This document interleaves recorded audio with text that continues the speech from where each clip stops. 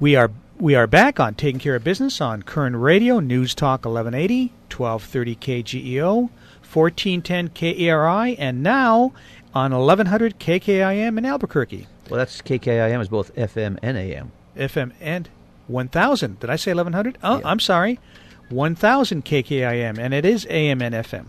So, question for you, Clay. What do you think of our guest, huh? Tom Fitzgerald. Wow, really interesting. I think we just didn't even get to touch on what we really needed to touch on regarding his book. Yeah, Poor Richard's Lament. I can't wait to read that book, and once I'm done, we'll probably have him back on. Well, when I first saw the book, I thought, this is going to be boring. But it turned out to be pretty exciting. Yeah, and he's just an interesting guy. And I'd like to get in. One of the things I'd like to get into with him is, here he is, he's a UDT SEAL diver. Now he's doing this kind of book. I mean, how do you make that kind of, mentally make that kind of transition? Well, how are you going to transition from that individual to where we are now? To Doug Johnson? Yeah. Easy, because Doug is such an easy guy to interview, and Doug's a fun guy to interview. We've had him on twice before. And our guest by phone is a friend of the show, award-winning author, Doug Johnson. Doug, welcome to Taking Care of Business. Well, thanks, guys. Great to be back. Yeah, it's fun to have you on. And obviously the first thing we've got to talk about is the election, since we were all wrong. Well, and I actually, and I'm not going to get into it, but I'm not so sure we were, for a couple of reasons. And I think one of the reasons is that, personally, I have a hard time believing that it turned out the way it did. I think there's more to it than we see, but we will never know what really happened. So I'm not a conspiracy theorist who's going to just beat a dead horse here. We're where we're at, and now we got to move forward. But I'm very skeptical about some of the election results. It looked very odd to me to see 100% of voters in certain precincts voting for one candidate. That seemed very odd to me, among other things that happened. But regardless of that, I think, we're in a situation where certainly what we thought would happen did not happen. And now it puts us at a very crucial point for America, more crucial than it was before the election. Now, Doug, let me interrupt you for a second. So I don't want to nail you here, but are you insinuating, because I think there was some voter fraud, because it's obvious, like you say, when 9 wards have not one person voting for Romney, that's a little odd. Do you think there was enough voter fraud to turn the election? I think there may have been, unfortunately, because we know there is, and I guess to me, I look at the history of the Democrat Party, and it's not good. I'm not going to mince any words here. I don't think that they're what the old Democrat Party was, and I think too many people of negative background have gotten involved in the inner workings of the party, and so I wouldn't put it past that happening.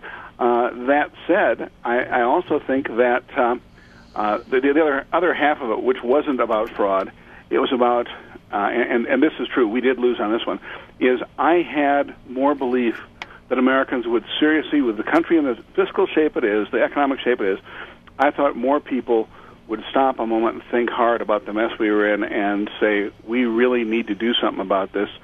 And it seemed that consideration wasn't made by a huge number of people.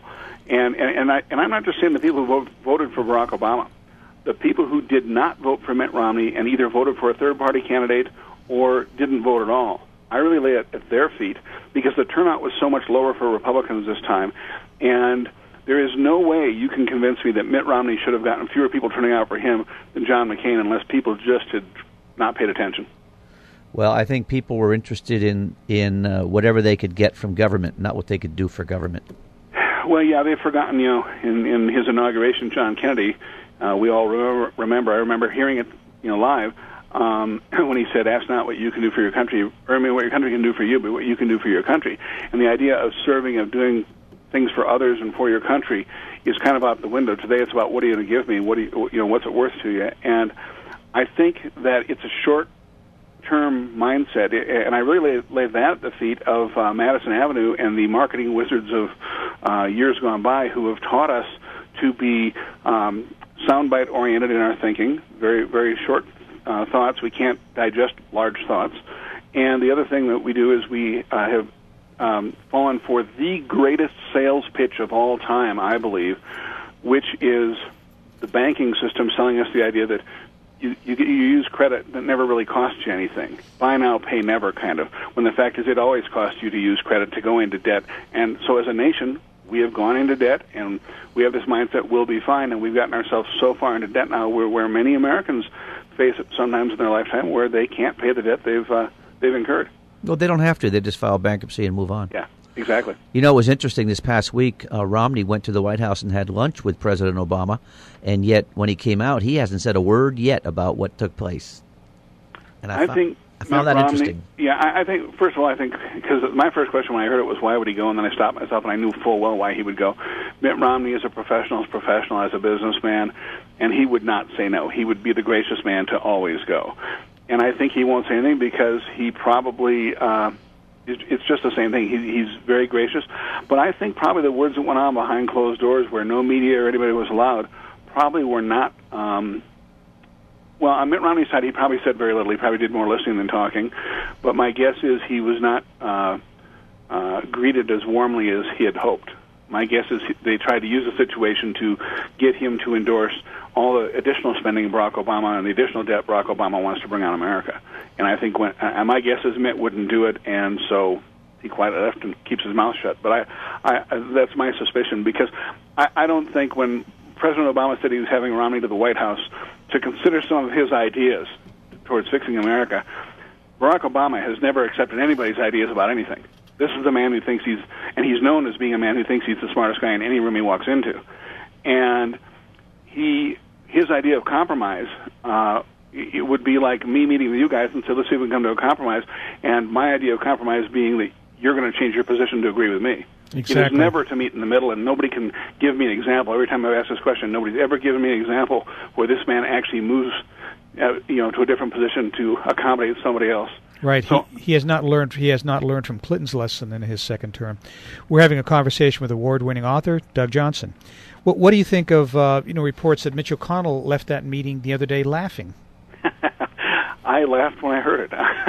I got to say, good for Mitch McConnell. Sometimes Mitch isn't quite as conservative as I like, but I think he's a good man, an honorable man, and I was proud of him for it, because I think the ridiculous things they are proposing are insulting, and what America isn't aware of, and I know you're referring to the same thing I am, because I just wrote about it on my blog, and that is that there's actually a deal going on behind the scenes right now between John Boehner and President Obama, and the plan is that they come to an agreement, then both sides will go out and throw ideas back and forth, and the Republicans will start lower, and the Democrats will start higher, and they'll meet wherever these two have agreed. And right now, it looks like the framework for the agreement is that taxes will be raised 1.2 trillion, right away, and then next year sometime or shortly thereafter, they will then talk about spending cuts. And what will ultimately be given that Obama wants is to cut Medicare by $400 billion, but not to do that for 10 to 20 years. And that has its own set of problems in its own right. But the short answer to the question is, this is all. It appears to be all a charade. They're just putting this charade on to just move forward and increase spending and increase debt. Well, and it's the same old joke they pulled on Bush. Bush the first. It's hey, let's take care of the tax increase, and then we'll talk about. Cutting spending next year, and next year never comes. Well, exactly, and what people don't realize, that we got a number of issues here really in this little tiny part of a conversation, one of which is that no future president or Congress is ever bound by what a previous one promises, right. And they never have been, and so they're not going to be. But the other part of it is, too, how we do our budgeting. Our budgeting is set up for failure, and so as a result, they can do all these things, and when they say to you or me as citizens, well, we've agreed to $1 trillion over the next 10 years in spending cuts, not only do they not have to honor it because they won't be in office anymore, but on top of that, their idea of cuts is different than ours. To you and I, when we have a budget for our home, our family that we spend, and we say we've got to cut expenses, then we actually cut how much money we're paying out. It's called zero-based budgeting. Every expense every year has to be justified, or we're not going to spend the money again. In the federal government, we have something called baseline budgeting that the government passed years ago. I think it was in the 70s, if I remember right. And what baseline budgeting does is there's a guaranteed increase on every expenditure every year. Nothing is automatically stopped or even reviewed. It's just automatically increased. They assume everything will continue into the future. And then they add to that more money on top of that, or they take away from it. So let's just say the average increase was 7%. Well, if they cut the increase next year to 6%, they're going to tell the public they cut their expenditures by 1%. Exactly. And let me interrupt you for a second. Yeah, no, go ahead. Because we've got to take a break here. When we come back from the break, let's talk also about your book, okay? Sure. We'll be back in a moment on Taking Care of Business on Koerner Radio, News Talk, 1180.